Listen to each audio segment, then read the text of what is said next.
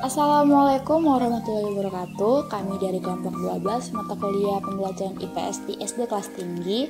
Pada kesempatan kali ini kami akan membahas materi mengenai evaluasi hasil belajar IPS di SD. Akan ada 4 subtopik yang akan dibahas pada materi kali ini. Yang pertama ada prinsip-prinsip umum evaluasi, ada terpadu, atau istilahnya integrate diidentik dengan integrasi atau keterpaduan. Lalu ada interaksi, karena manusia sebagai makhluk sosial mempunyai naluri untuk berinteraksi dengan sesamanya. Lalu ada kesinambungan dan perubahan, karena perkembangan zaman membuat aturan di masyarakat mengalami perubahan, namun perubahan tersebut harus berkesinambungan satu sama lain. Lalu ada kooperatif, sistem pembelajaran ini memberikan kesempatan kepada anak didik untuk bekerja sama.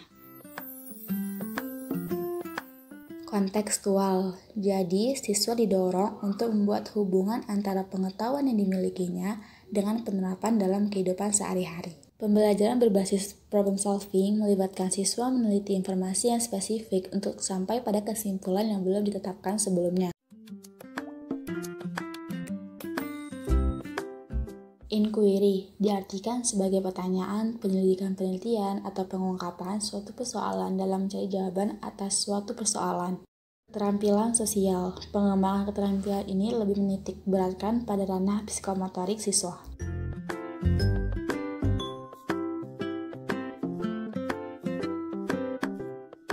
Ketiga, teknik penilaian. Usaha untuk mengetahui kemajuan perkembangan anak dapat melalui tes atau tanpa tes. Tes yang baik meliputi beberapa syarat. 1. Validitas, artinya tepat atau sesuai. 2. Reliabilitas, artinya tetap atau konstan. 3. Objektif, artinya pertimbangan atau pendapat pemeriksa tidak berpengaruh pada hasil. 4. Ekonomi, artinya pembuatan item seharusnya menghemat biaya. Faktor-faktor yang mempengaruhi hasil belajar siswa pada pembelajaran IPS di SD. Faktor internal yang pertama, kondisi siswa atau suasana hati. Keadaan ini sangat berpengaruh terhadap hasil belajar siswa, karena jika suasana hati siswa sedang tidak menyenangkan, sedih, kecewa, tertekan, marah, atau sakit, hal ini akan memicu siswa kesulitan untuk konsentrasi dalam belajar, sehingga siswa tidak menerima pembelajaran dengan baik. Yang kedua, kemampuan daya intelektual. Jika kemampuan dasar intelektual menurun, maka siswa akan kesulitan memahami materi dalam pembelajaran. Hal ini akan sangat berpengaruh terhadap hasil belajar siswa, karena siswa seakan-akan tidak memperoleh materi yang seharusnya ia pahami. Dalam hal ini, siswa kebingungan dan tidak memahami materi karena daya intelektualnya menurun. Yang ketiga, motivasi. Dengan meningkatkan motivasi serta minat siswa dalam belajar, maka siswa akan dapat dengan mudah memahami materi pembelajaran dengan sangat baik. Sebaliknya, jika minat siswa dan motivasi dalam diri siswa menurun atau bahkan tidak ada, maka siswa akan kesulitan dalam memahami materi pembelajaran. Jika kita sebagai guru menanamkan motivasi dan minat siswa dalam belajar, serta menjelaskan manfaat dari materi yang akan dibahas, maka siswa akan bersemangat dan terbiasa memotivasi diri dan giat di kelas. Yang keempat, kebiasaan belajar. Dengan menanamkan kebiasaan belajar yang baik, serta guru memperhatikan setiap gaya belajar siswanya, maka guru akan memenuhi kewajibannya, karena guru sudah bisa membangkitkan minat belajar siswa dengan maksimal. Memanglah tidak mudah ya memahami tiap-tiap siswa yang memiliki kebiasaan belajar yang sangat berbeda-beda. Namun, dengan melakukan pendekatan kepada siswa, maka akan mudah untuk memahami tiap-tiap minat belajar siswa. Dengan membangkitkan kebiasaan belajar yang baik, maka siswa akan jauh dari kata belajar sistem kebus semalam, yang kemudian besoknya ulangan. Kemudian terdapat faktor eksternal. Yang pertama, kondisi guru. Dalam kegiatan belajar mengajar, kondisi guru berfungsi sebagai penentu arah dari keberlangsungan belajar. Karena jika suasana guru monoton dan membosankan, akan mengakibatkan siswa tidak bersemangat dalam belajar. Jadi dapat disimpulkan bahwa suasana pembelajaran sangat tergantung pada kemampuan dan kondisi guru sebagai pelaku pengajaran, di mana guru dilihat dari berbagai aspek. Yang pertama, penguasaan materi, kesehatan, disiplin waktu, kesibukan, beban atau masalah individu dan keluarga, maupun suasana hati dan emosi, serta motivasi dan pengalaman. Maka dari itu, guru dituntut untuk bersikap profesional di dalam kegiatan belajar mengajar, supaya tidak terjadi suasana kelas yang tidak menyenangkan. Yang kedua, keluarga. Peran keluarga dalam pembelajaran yakni suasana rumah yang menciptakan suasana belajar yang baik.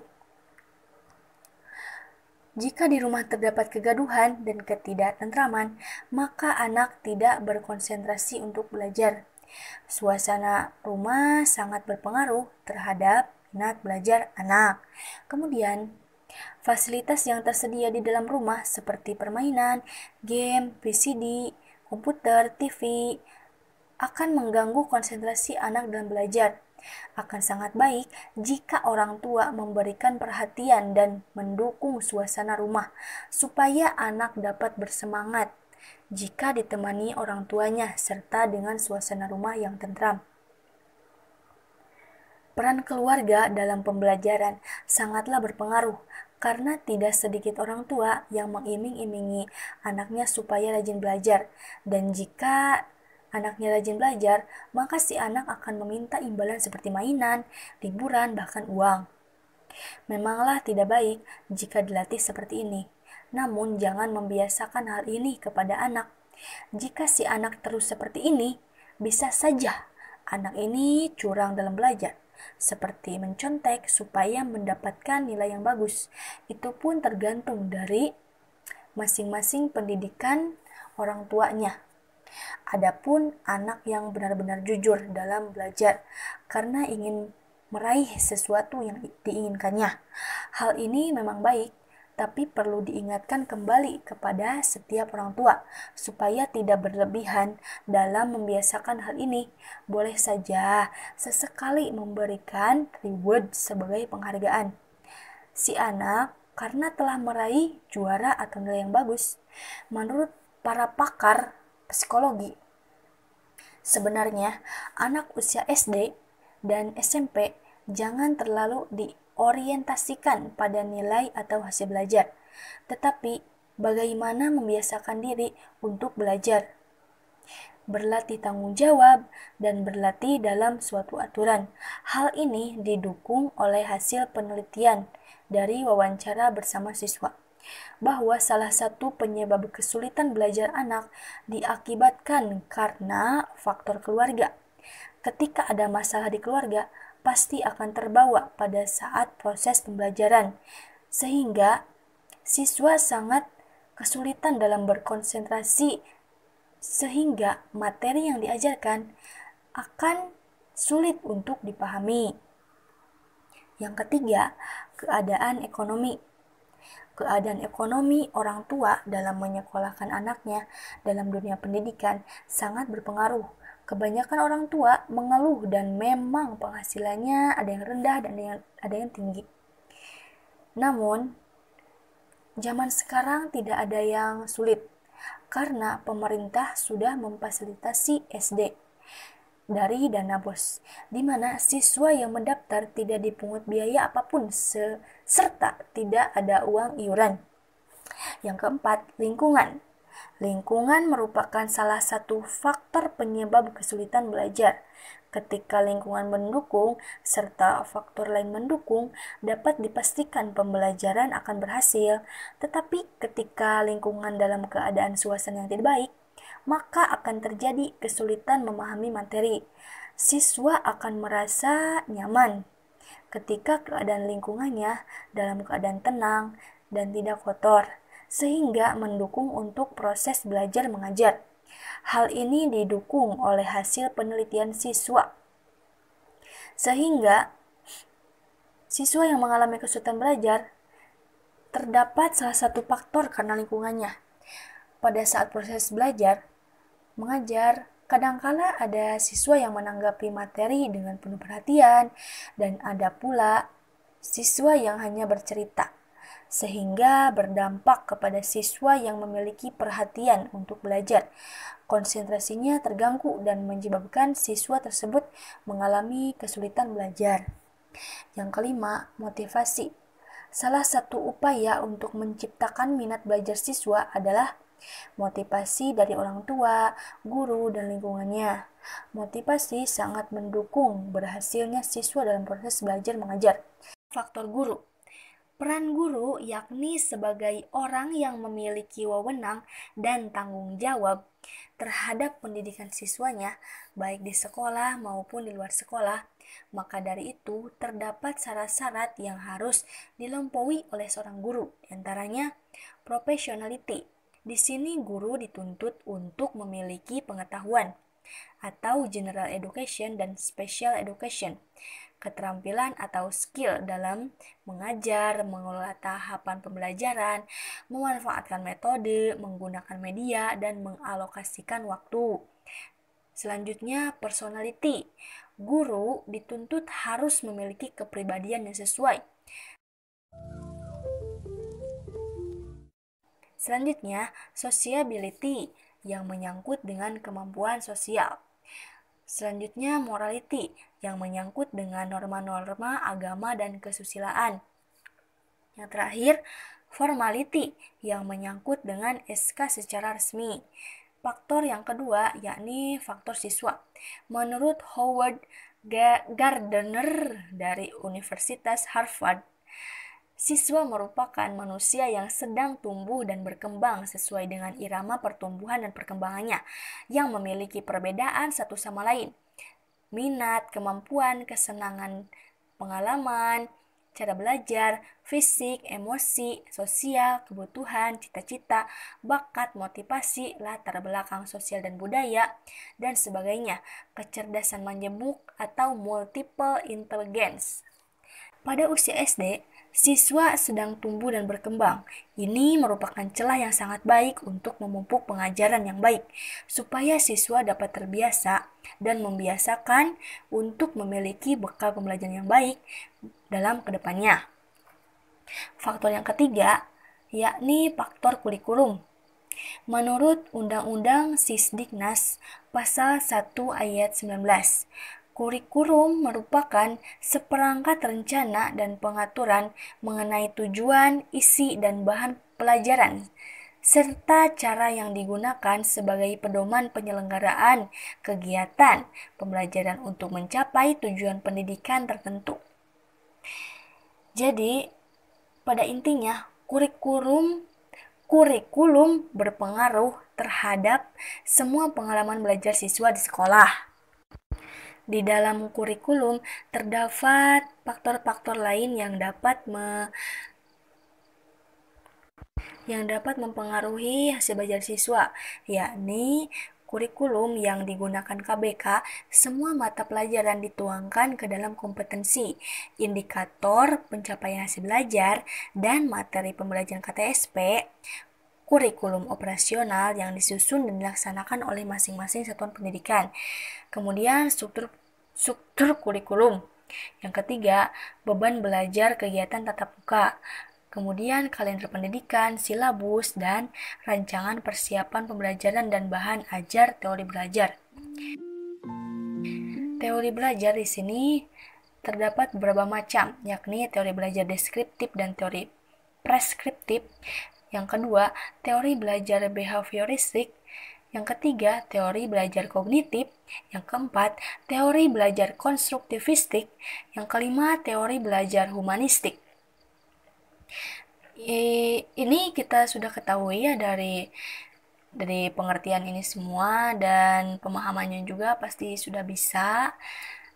Kemudian faktor yang terakhir yakni faktor lingkungan. Nah, faktor lingkungan ini di dalam interaksi belajar mengajar merupakan konteks terjadinya pengalaman belajar berupa lingkungan fisik, yakni kelas, laboratorium, perpustakaan, sekolah, dan sebagainya, dan faktor lingkungan non-fisik seperti cahaya, ventilasi, suasana belajar. Jadi dapat disimpulkan bahwa faktor lingkungan sangat berpengaruh besar terhadap hasil belajar siswa karena siswa tidak hanya tumbuh dan berkembang di sekolah atau di rumah, melainkan di lingkungan sosial. Lingkungan sosial ini menjadi faktor yang sangat berkaitan erat dengan keberlangsungan hidup manusia. Maka dari itu, jika lingkungan mendukung dalam keberlangsungan pembelajaran siswa, maka tujuan dari pembelajaran akan berhasil dengan sangat baik. Sebaliknya, jika lingkungan tidak mendukung dalam kegiatan belajar siswa, maka siswa akan kekurangan dalam mencari pengalaman di lingkungan sosial. Jenis-jenis tes pembelajaran IPS dapat diklasifikasikan menjadi 4, yaitu yang pertama ada klasifikasi menurut sifatnya. Yang pertama itu ada tes verbal, merupakan tes yang digunakan untuk mengukur kemampuan bahasa yang dimiliki oleh seseorang, baik secara lisan maupun tulisan, serta untuk mengukur sejauh mana seseorang memahami hal-hal yang dibicarakan. Tes ini bisa dilakukan dengan cara tes sinonim, antonim, tes kelompok kata, dan lain sebagainya. Yang kedua ada tes nonverbal, merupakan tes yang tidak menggunakan bahasa sebagai alat untuk melakukan tes, tetapi menggunakan gambar.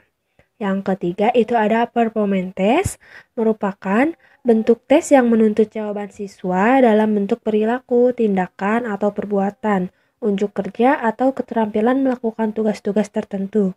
Siswa bertindak atau mempraktekkan dan mendemonstrasikan sesuai dengan apa yang diperintahkan atau ditanyakan. Misalnya, di sini siswa mencoba mempraktekkan cara melakukan sholat yang benar sesuai aturan, cara membuang sampah yang benar, dan lain sebagainya.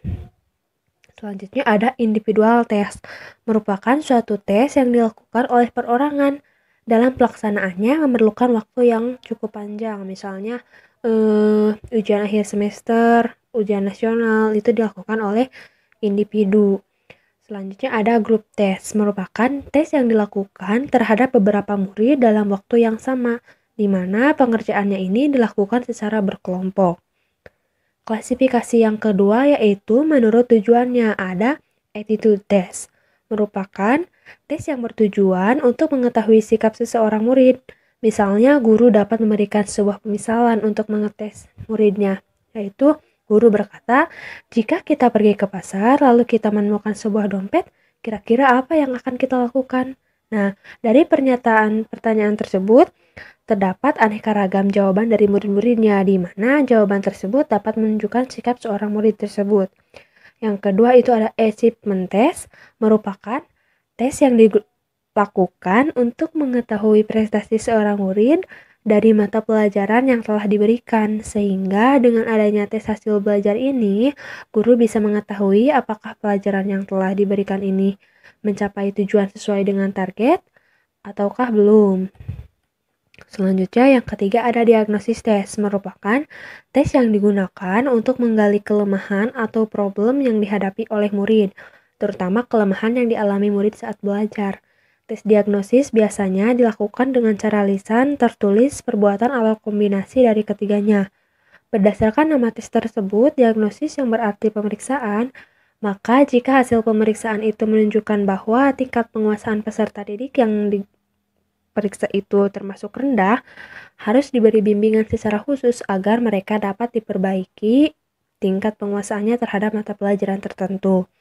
Selanjutnya ada tes minat, merupakan tes yang digunakan untuk mengetahui minat murid terhadap hal-hal yang disukai, sehingga melalui tes ini dapat diketahui apa yang disukai oleh murid. Selanjutnya ada aptitude test, merupakan tes yang digunakan untuk menyelidiki bakat seseorang. Tes bakat biasanya digunakan untuk mengetahui kemampuan dasar yang bersifat potensial. Klasifikasi yang ketiga yaitu ada menurut pembuatannya, yaitu ada tes standar. Tes standar atau tes yang dibakukan mengandung prosedur yang seragam untuk menentukan nilai dan administrasinya. Tes standar ini membandingkan kemampuan murid dengan murid yang lainnya pada usia atau level yang sama, dan dalam kasus perbandingan ini dilakukan di tingkat nasional. Biasanya tes ini dibuat oleh sekelompok tim yang ahli di bidang pembuatan tes, misalnya soal-soal UAS, ujian nasional, dan lain sebagainya. Selanjutnya ada tes buatan guru. Tes buatan guru cenderung difokuskan pada tujuan instruksional untuk kelas tertentu. Tes buatan guru adalah tes yang dibuat oleh guru untuk kepentingan prestasi belajar. Misalnya, tes buatan guru ini yaitu ulangan harian yang diberikan oleh guru untuk kebutuhan kelas tertentu. Klasifikasi yang terakhir yaitu ada menurut bentuk soalnya, yaitu ada tes uraian atau essay test, merupakan tes yang bentuk soalnya sedemikian rupa sehingga memberikan kesempatan kepada murid untuk menjawab secara bebas dengan uraian. Bentuk tes ini terdiri dari uraian bebas, yaitu contoh soalnya misalnya uraikan secara jelas pemahaman kalian tentang kegiatan sosial yang ada di sekolah. Nah, itu contoh dari soal uraian bebas. Yang kedua itu ada uraian terbatas. Contoh soalnya yaitu berikan 2 contoh kerja bakti di sekolah. Jadi uraian terbatas ini terbatas gitu isinya. Yang kedua ada tes objektif, merupakan tes yang bentuk soalnya sedemikian rupa sehingga memberi kesempatan kepada murid untuk menjawab secara bebas dengan uraian. Berdasarkan cara mengerjakan tes objektif, maka dikelompokkan menjadi beberapa variasi. Variasi yang pertama yaitu variasi di mana testi harus mensuplai jawaban sehingga hampir tidak berbeda dengan essay test. Misalnya bentuk melengkapi, soal-soal melengkapi, terus soal dengan jawaban yang singkat. Variasi yang kedua yaitu variasi di mana testi hanya memilih di antara jawaban yang telah disediakan bersama soalnya. Pada variasi ini ada 5 bentuk tes, di mana tester harus, yang pertama itu harus menyatakan apakah pernyataan itu benar atau salah, atau istilahnya true false. Yang kedua yaitu memilih jawaban yang lain benar. Yang ketiga menjodohkan 2 rentetan kata-kata yang tersedia sesuai dengan jawaban yang benar atau matching test. Yang keempat memilih di antara alternatif jawaban yang disediakan untuk setiap soal atau multiple choice. Yang terakhir yaitu mengelompokkan jawaban yang sesuai dengan klasifikasi masing-masing.